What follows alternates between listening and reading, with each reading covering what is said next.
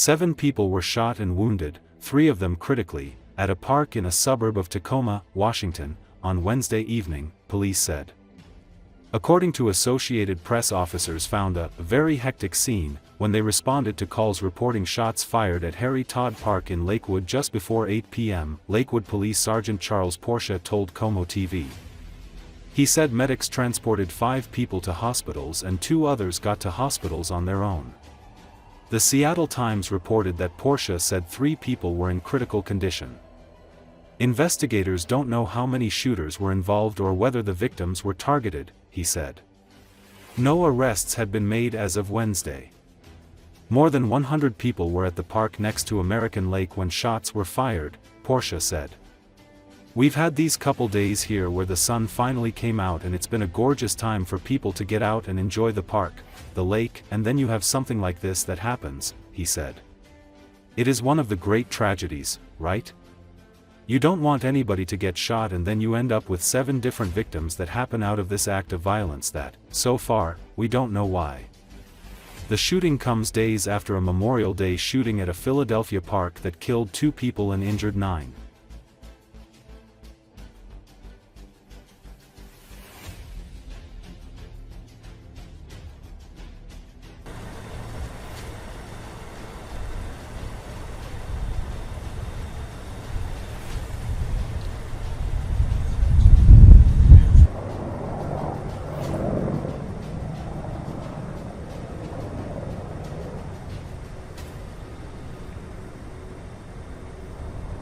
So shortly before 8 o'clock this evening, we started getting some phone calls of shots fired here at the park. So officers came down here. Very, very hectic scene. Lots of people were here. A number of them had started to try to get out of the park after the shots had gone off. So the officers went into the park trying to figure out what was going on and found a number of victims from gunshot wounds.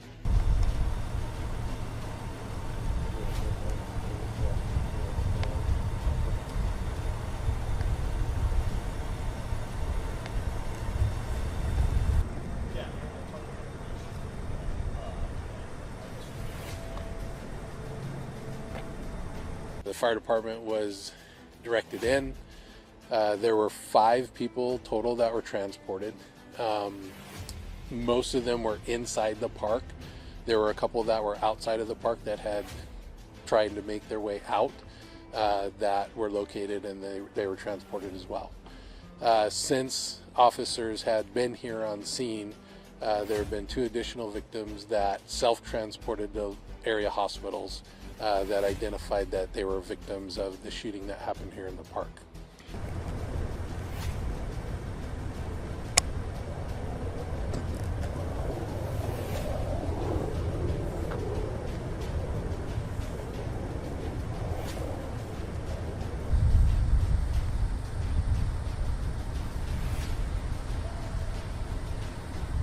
So far, we have not made any connections between the shooters and the victims. If this was something that was targeted, if it was completely random, they're still working through that right now.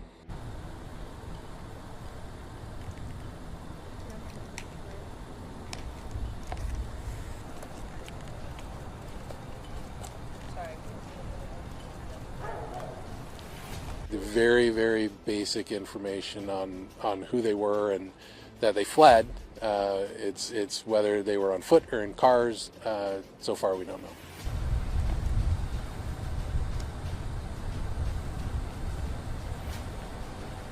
Right now, we've had these couple days here where the sun finally came out, and it's been a gorgeous time for people to get out and enjoy the park, the lake, and then you have something like this that happens. And so it is one of the great tragedies, right? You don't want anybody to get shot.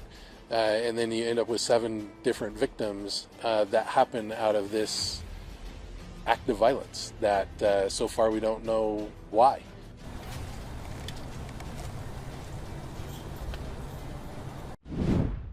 The Russian occupation army has been advancing in Ukraine for over a year and a half, since the fall of 2023. Moreover, this offensive is taking place according to the same scheme with minor deviations as was the case with the attempted offensive in the Kharkiv region. Today, the enemy's main operational goal is to capture the agglomeration of Slovyansk, Kramatorsk, Konstantinivka, Druzhkivka, Pokrovsk. The capture of regional centers, in particular Sumy and Kharkiv, is a desirable but completely unachievable goal of the occupier. If the aggressor country tries to attack Ukraine from Transnistria, it could end with the disappearance of this enclave. And what about a counter-offensive by the armed forces of Ukraine? Based on information from open sources, the Ukrainian army currently does not have the resources for such a move, but there is a possibility that the general staff will surprise the enemy, as was the case with the Kursk region. This opinion was expressed in an exclusive interview with Oboz Revitel media outlet by Israeli military observer David Sharp. To set the task of capturing the same Kharkiv or Sumy, you need to attract a very large group, gather it, and attack in the appropriate directions that are relevant for such an offensive. But, based on open sources, we do not see that such a grouping is being created. Several battalions in order to advance on a short section is not at all the same. And since we do not see such a grouping, the considerations about it are purely philosophical in nature. I will say more. Russia has been attacking since the fall of 2023 for over a year and a half. It has been attacking in approximately the same pattern. Yes, sometimes there are some surprises. For example, a small offensive in the Kharkiv region was, although not a surprise, but a departure from the usual framework. Within the usual framework, they press, look for weak points, try to slowly advance and achieve a collapse of the front in some areas and then advance further.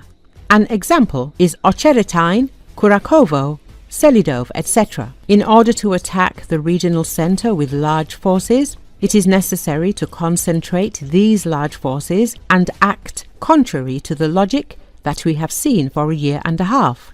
So while we do not see any groups, this is a philosophical conversation, but there are enough problems and their real efforts on other sections of the front, he added. Theoretically, I cannot rule out that somewhere the command of the armed forces of Ukraine will try to deliver a surprise with relatively small forces. To some extent, such a surprise was the offensive in the Kursk region in 2024. However, what this offensive led to raises questions. So the main thing is the availability of resources. If you have the capabilities for a successful offensive operation, of course, you cannot refuse it. But today the main task of the Ukrainian army, without connection with the negotiation process, is the most successful defense. Most likely, there are no resources for anything more, he told.